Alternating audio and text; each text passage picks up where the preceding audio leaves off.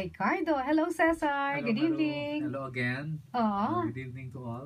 And of course, si Jay Santos. Hello. Yes. Magandang gabi Miss Maru, tsaka sa mga nakikinig ng DWIC. Oo. Kami natutuwa na ito, kukwento natin uli sa ating mga tagapakinig, itong buting nadudulot ng Tocovida Natural Vitamin E. Ano bang laman nito at anong naging difference nito sa iba pang mga vitamin E ngayon sa market? Jay. Actually, ang Tocovid po kasi namin, meron siyang 5 na ingredients. So, meron siyang yung tocotrinol, tapos meron din siyang phytosterol, plant squalene, tocopherol, tsaka yung carotenoids. So, ito, kapag pinagsama-sama, meron po dyan na pang-lower ng cholesterol, pampababa ng cholesterol. Tapos, yung tocotrinol, siya naman yung for hair growth. Di ba po, sa mga tao na stress, di ba, naglalagas, normal na naglalagas ang buhok. So, dahil po sa tocotrinol, kaya nagkakaroon ng hair growth ang Tocovid. And, maganda din po siya kasi meron din siyang yung phytocarotenoids naman para yung sa good vision. So, kung medyo nalalabo yung mata, Ganon? meron din siyang effect na luminaw or to prevent yung mga panlalabo ng mata. So, pinagsama-sama po yan.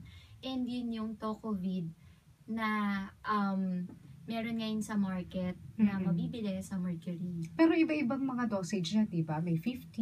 Yes, yung 50 and 100, yun po yung para sa hair loss or sa alopecia, sa naglulugas na buhok. And then, pwede din siya sa skin, pampaganda ng balat as antioxidant. And then, meron din po yung 200 naman milligrams, yun naman yung meron na siyang added benefits. So, yun naman, nangangailangan na ng prescription ng doctors.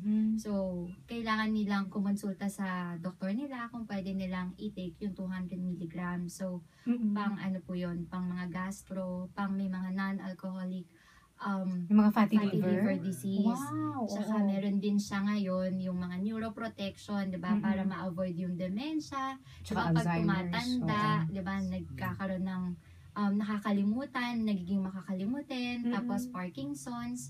So, yun po yung mga ongoing studies naman ng Tocovid. Alam mo, ito nga yung kaninang binalita nga natin, more than 9 in 10 Americans daw ang at risk of brain damage dahil wala silang vitamin E. Deficient sila sa vitamin E. Palagay ko ganyan na rin nangyayari sa ating mga Pinoy, ano?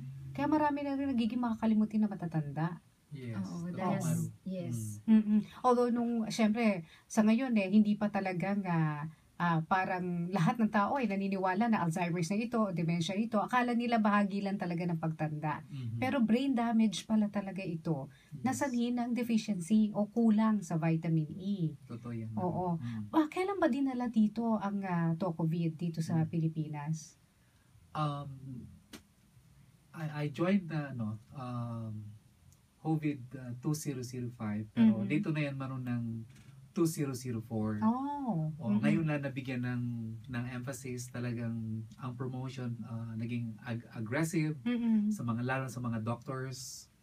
So ngayon talagang we're very confident na ito talaga ay nakakatulong talaga sa kalusugan natin. Lalo na nakita nyo yung mga studies nito, no? Yes. Talagang may mga scientific research talaga regarding dito sa effect ng Tocovid, lalo na sa hair growth.